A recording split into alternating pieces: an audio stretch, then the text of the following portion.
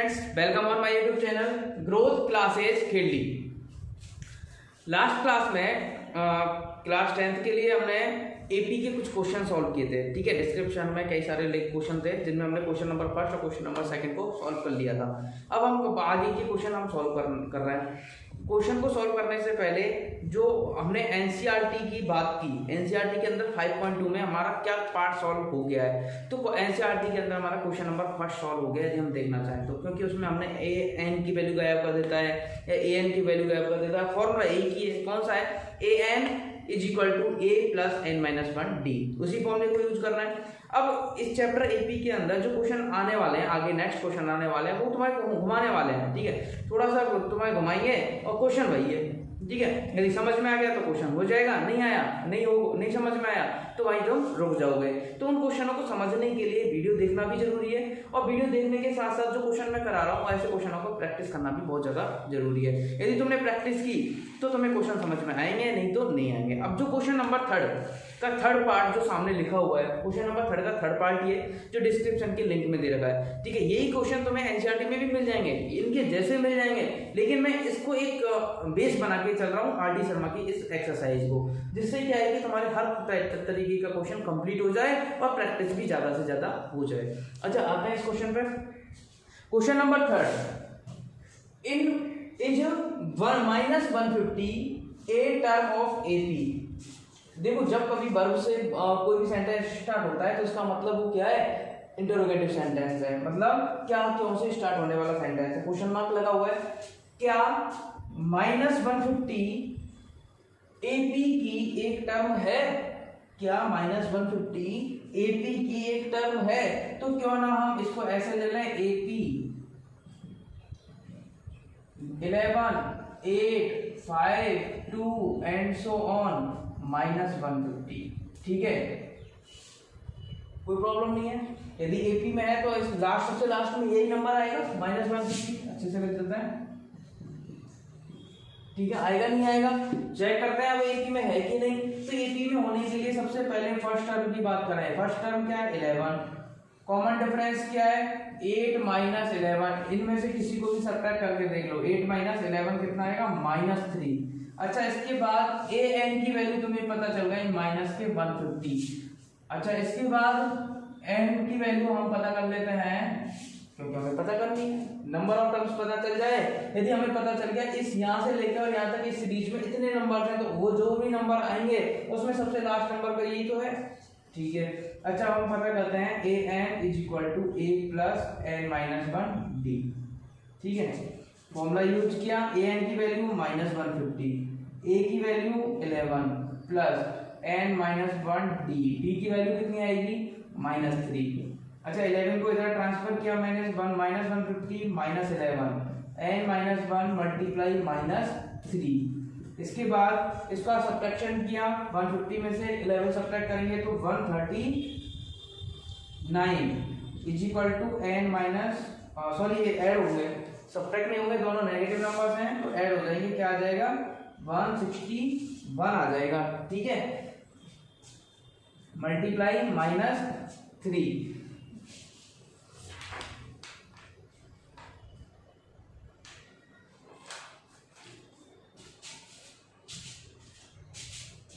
अच्छा, -3 -160 अपॉन -3 को अपॉन में ले आए n - 1। ठीक है, इस ब्रैकेट को तो आप हटा देते हैं। देखो, डिवाइड तो कंप्लीट जा नहीं रहा, ठीक है, पर लेकिन जितना भी जा रहा है 161 में 3 का डिवाइड करके देखेंगे कितना जाएगा। 3 5 जा 15, 1 1 3 3 जा 9 पॉइंट, तो 3 6 जा 18, 3 6 जा 18 एंड सो ऑन चलता रहेगा, इज इक्वल टू n - 1। अच्छा, n की वैल्यू क्या आ गई? 53.66 प्लस 1 कितना आ जाएगा? 54.66। ठीक है, 66 चलता रहेगा तो इसलिए एंड सो ऑन लगा दिया है मैंने। अच्छा, n की वैल्यू एक बार बताओ, मैंने कहा था तुमसे जब हमने लास्ट क्लास में चेक किया था कि क्या उस एपी में 0 कोई टर्म है या नहीं, तो n की वैल्यू आई थी वहां पे 31.25 आई थी या नहीं आई थी?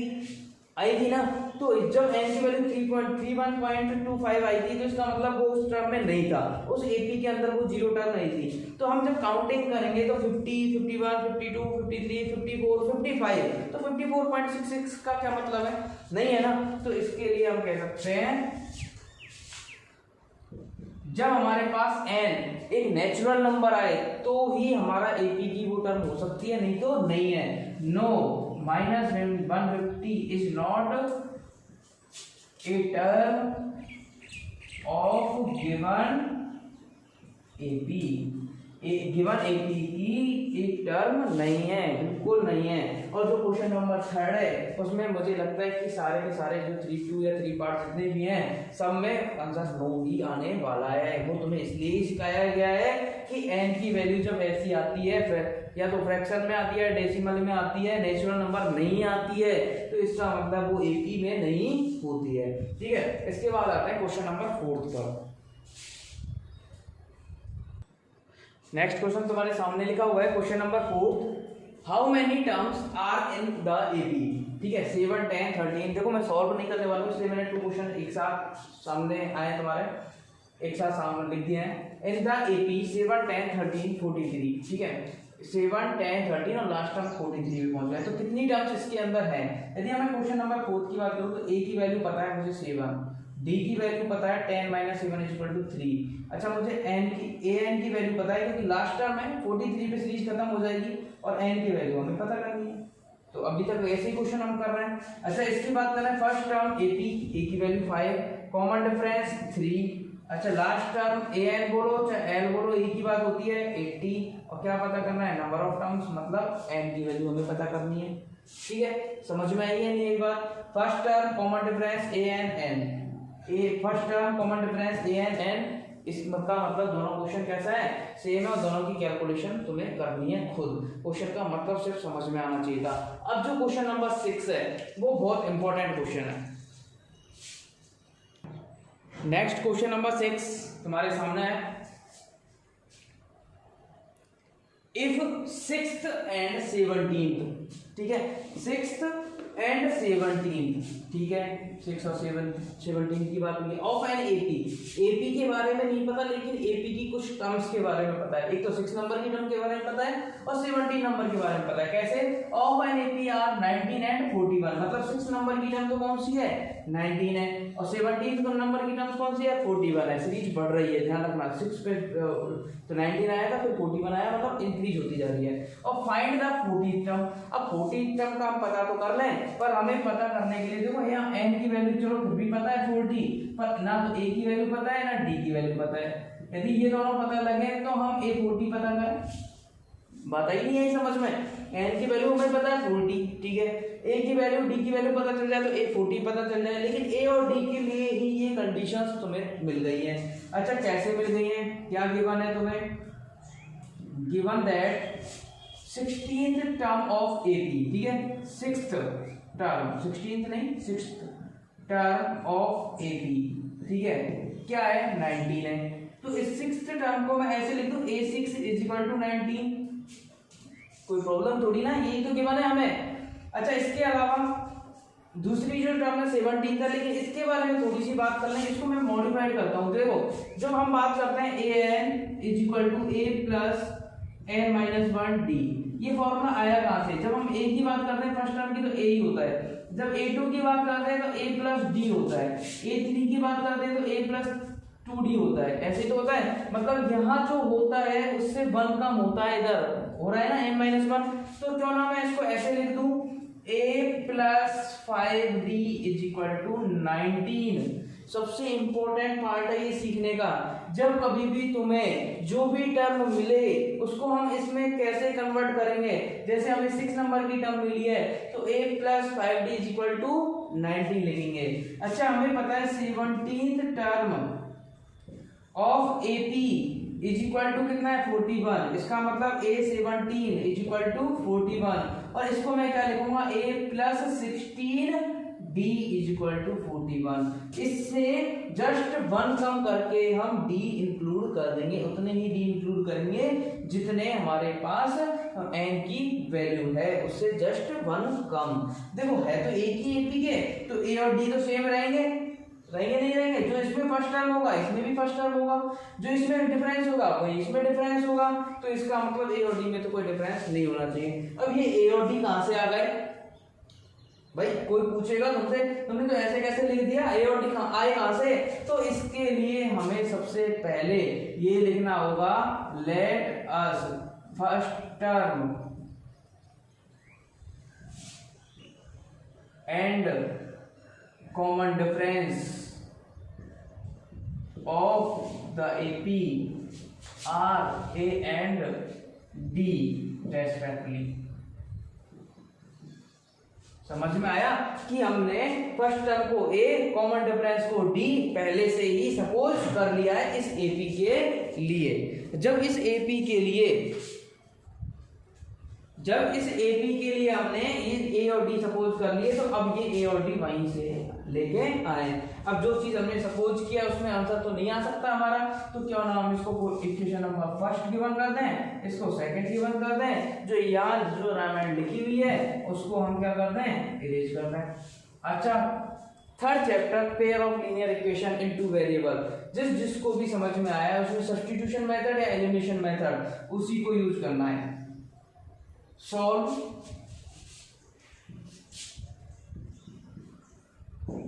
Equation first and second by using, बताओ कौन से मेथड से सॉल्व किया जाए। हमेशा ध्यान रखना एपी का हर क्वेश्चन एलिमिनेशन मेथड से ही इजी रहेगा, ठीक है। तो मैं इसको सॉल्व कर रहा हूं, a प्लस 5d, ठीक है, is equal to 19, a plus 16d is equal to 41। अब बताओ ऐड किया जाए सब्ट्रैक्ट किया जाए, तो यहाँ लिख दूंगा मैं बाई सब्ट्रैक्टिंग करेंगे तो सारे साइन चेंज हो जाएंगे, ये कट जाएगा।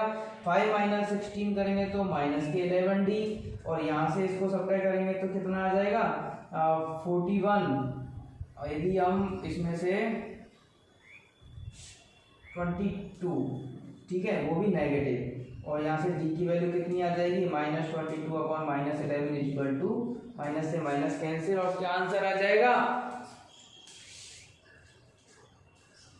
क्या आंसर आएगा, d की वैल्यू 2 आ जाएगी। इधर लिख देता हूँ मैं, तुम्हें दिख रहा नहीं होगा, d is equal to -22 upon -11, minus से माइनस कैंसिल, और क्या आंसर आ जाएगा 2 आंसर आ जाएगा, ठीक है। अब मैं ये कर देता हूँ इरेज थोड़ा सा, ठीक है, इसको मैंने कर दिया थोड़ा सा इरेज। अब d की वैल्यू को या तो हम इक्वेशन नंबर फर्स्ट में पुट करें या करें सेकंड में, तो मैंने फर्स्ट में पुट किया, पुटिंग द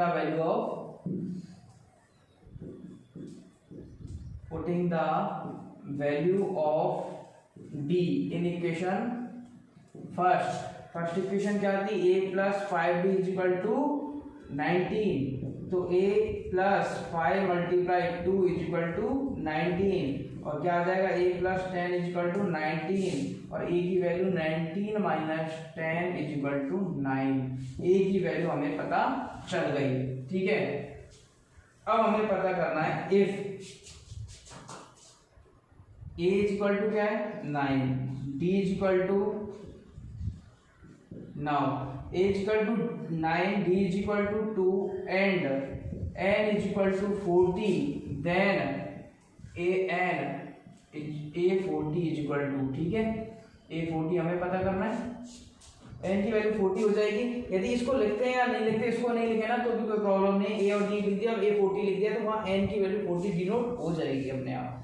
तो इसका मतलब a40 is equal to a plus 40 minus 1d होगा या नहीं होगा, या फिर हम कहें a40 का मतलब क्या होगा 39d होगा, ऐसा भी तो हम बोल सकते हैं, डायरेक्टली बोल सकते हैं, नहीं बोल सकते हैं। तो a की वैल्यू कितनी है 9 प्लस 39 मल्टीप्लाई 2, 9 प्लस इस दोनों का 39 मल्टीप्लाई 2 करेंगे तो क्या आएगा 78 आएगा, ठीक है, और इसमें ऐड कर लेंगे तो ये आ जाएगा 87। यदि हम a40 की बात करें, क्वेश्चन नंबर 6 का आंसर 87 ही आएगा। तो इसका मतलब हमें समझ में आ गया। यदि तुमसे पूछा जाए कि फर्स्ट नेगेटिव टर्म बताइए, तो फर्स्ट नेगेटिव टर्म की प्रोसेस वही होगी कि हम पता कर लेंगे जीरो कौन सी टर्म है, ए और डी तो पता ही है, 0 नंबर की टर्म, कौन सी नंबर की टर्म है, n की वैल्यू पता कर लेंगे, यदि वो आ जाती है तो ठीक है, नहीं तो हम अगला टर्म ले ही लेंगे।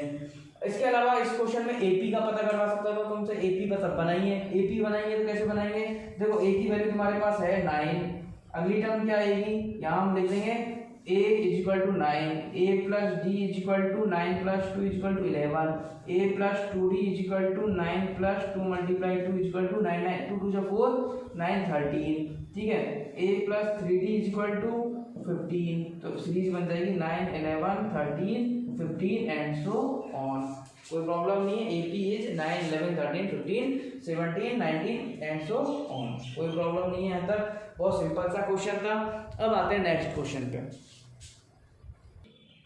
क्वेश्चन नंबर 8 तुम्हारे सामने लिखा हुआ है, क्वेश्चन नंबर 7 मैंने नहीं किया है, क्वेश्चन नंबर 7 भी तुम्हारे समझ में आ जाएगा, ये भी समझ में आ जाए तो, या फिर क्वेश्चन नंबर 6 की तरह उसको कर सकते हो, लैंग्वेज समझ में आनी चाहिए बस, ठीक है। ऐसा क्वेश्चन देखो, क्वेश्चन नंबर 8 लिखा हुआ है, if 10 times of 10th term of an AP, एक एपी की जो 10th टर्म है उसका 10 times is equal to the 15 times of the 15th term, 15 term का 15 टाइम्स करें तो दोनों इक्वल है, ठीक है। तो प्रूव करो जो 25 नंबर की टर्म आएगी वो क्या आएगी, वो 0 आएगी। अच्छा पता कर लेंगे हम 0 आएगी कि नहीं आएगी।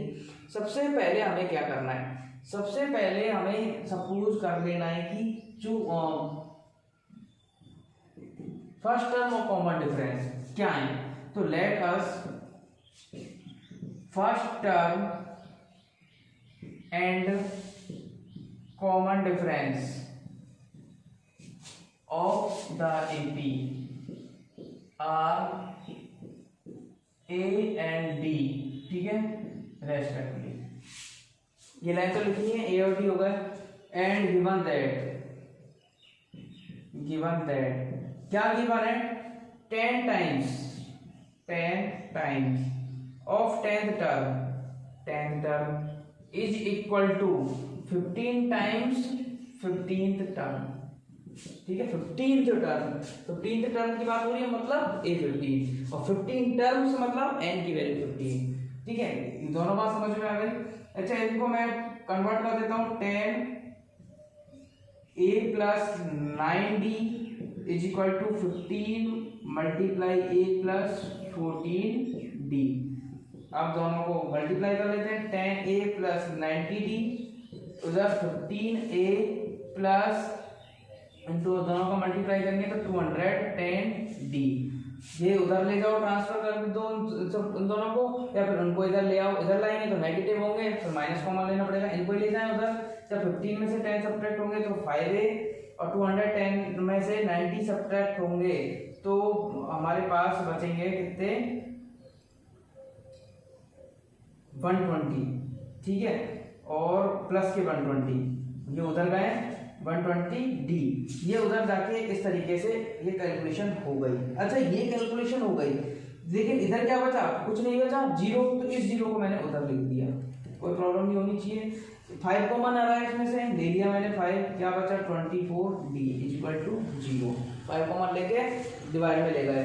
अच्छा मुझे एक बार बताओ, जब a 10 था तो a प्लस 9d लिखा था, a 15 था तो a प्लस 14d लिखा था, क्या मैं इसको a प्लस 24d को a 25 नहीं लिख सकता, क्या लिख सकता हूं कि नहीं लिख सकता, a 25 is equal to 0 hence proved.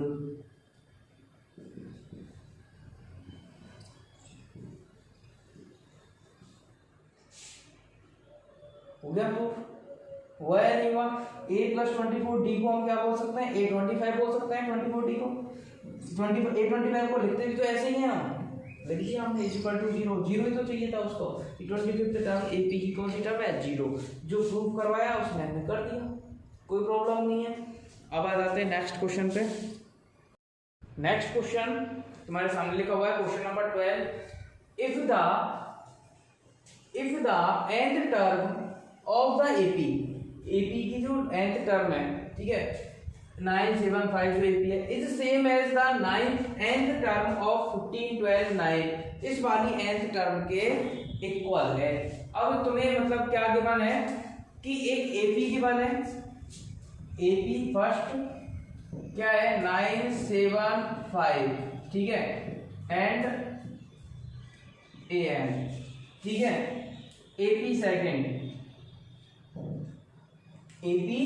Second यहां में लिखा 15, 12, 9 एंड सो ऑन AN।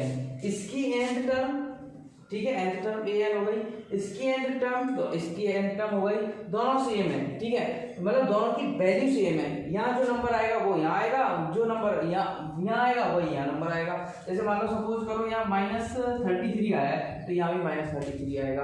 पर लेकिन देखो ये सीरीज तो स्टार्ट हो रही है 9 से, ये स्टार्ट हो रही है 15 से, इसमें A अलग है, इसमें A अलग है, इसमें D अलग है, इसमें D अलग है, तो ये तो अलग नंबर पे पहुंचेगा, ये अलग नंबर पे पहुंचेगा, मतलब इसकी नंबर ऑफ टर्म्स अलग होंगी, इसकी नंबर ऑफ टर्म्स अलग होंगी या नहीं होंगी? अच्छा अलग तो होंगी, पर लेकिन क्या होगा कि इसकी कैलकुलेशन में यदि हम 2 का डिफरेंस है, इसमें 3 का डिफरेंस है, तो ये तो जल्दी जल्दी जा रहा है, ये धीरे धीरे जा रहा है, तो ये वहां कवर कर लेगा, कवर करेगा नहीं करेगा? तो मतलब इन दोनों जो ये काउंटिंग होगी यहाँ तक, इसकी काउंटिंग दोनों क्या हो जाएंगी, सेम हो जाएंगी, मतलब नंबर ऑफ टर्म्स क्या हो जाएंगी, इक्वल हो जाएंगी। किसके अकॉर्डिंग?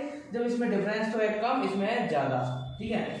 अब बात करते हैं, हम क्या करते हैं, let us the last term of both AB, ठीक है, इज AN।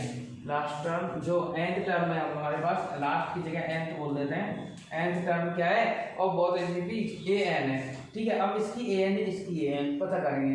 अब देखो ये क्वेश्चन थोड़ा सा ऐसे लिख दिया, लेकिन NCERT में यही क्वेश्चन कैसे है, for what value of n, ठीक है, n की किस वैल्यू के लिए, n की किस वैल्यू के लिए इन APs की एंड टर्म इक्वल है। मैं बोल के बता देता हूँ, for what value of n the nth terms of the AP लिख दिया तुम्हारे पास, इज इक्वल, दोनों की nth टर्म जो है वो इक्वल है n की किस वैल्यू के लिए, तो मतलब n ही फाइंड करना है, सेम प्रोसेस है।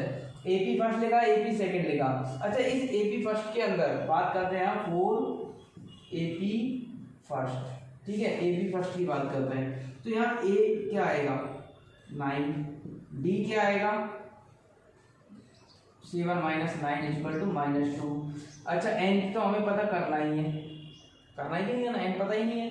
अच्छा AN के बारे में पता है, AN के बारे में नहीं पता, AN है क्योंकि लास्ट टर्म हमने सपोज की हुई है, तो AN की वैल्यू क्या हो जाएगी, A + n - 1 D होता है, तो AN एज इट इज रहेगा, A की वैल्यू 9 + n - 1 D की वैल्यू -2, क्या आ जाएगा 9 ± -2 n - 1।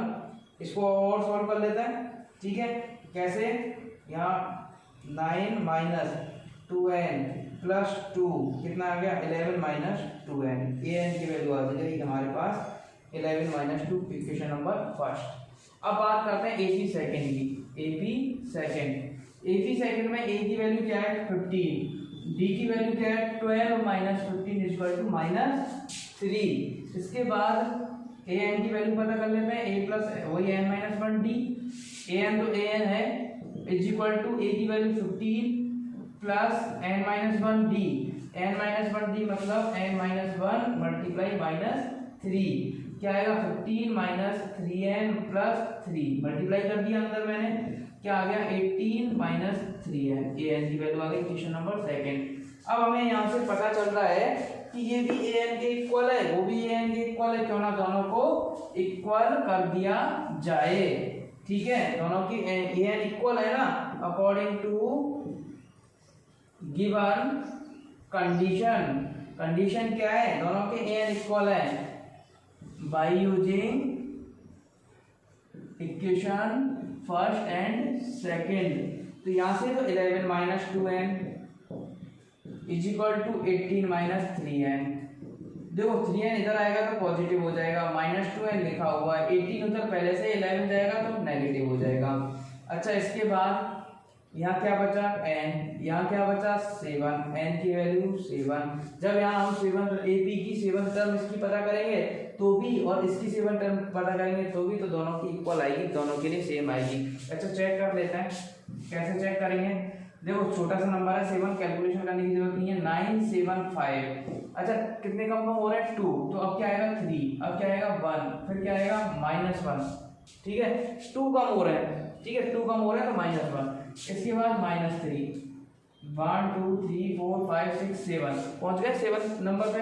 अब इसके लिए 7 पे जाते हैं 15 12 9, 3 कम हो रहे हैं 6, इसके बाद 3, इसके बाद 0 और इसके बाद -3, 1 2 3 4 5 6 7 नंबर। और दोनों के लिए देखो यहाँ दोनों सेम नंबर आ गए, आया नहीं आए, तो इसका मतलब हम बिल्कुल सही थे। n की 7 के लिए n इक्वल टू जब 7 होगा तो क्या कंडीशन होगी कि दोनों की nth टर्म क्या हो जाएगी, इक्वल हो जाएगी। That's all. क्वेश्चन नंबर 12 हो गया है।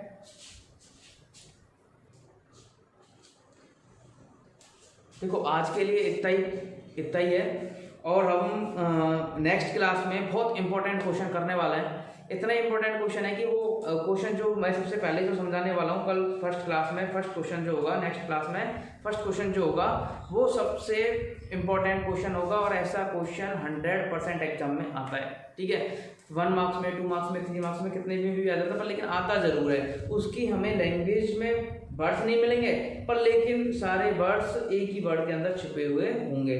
तो इसका मतलब हमें बहुत ध्यान से पढ़ना है। और अभी तक जो मैंने लास्ट चैप्टर के लिए जो मैंने वर्क दिया था, ज़्यादा स्टूडेंट्स ने मुझे सबमिट नहीं कराया है, ठीक है 3-4 स्टूडेंट्स ने कराया है, शायद 5 स्टूडेंट्स ने, तो इसका मतलब बहुत कम रेस्पॉन्स है, ठीक है 5 स्टूडेंट्स वर्क कर रहे हैं, बाकी सब ऐसे ही घूम रहा है। तो जिनका वर्क कंप्लीट नहीं हुआ है वो भी वर्क कंप्लीट करके मुझे दिखाते हैं, और इन क्वेश्चनों की प्रैक्टिस रेगुलर बनाए रखें, ठीक है। Thank you so much.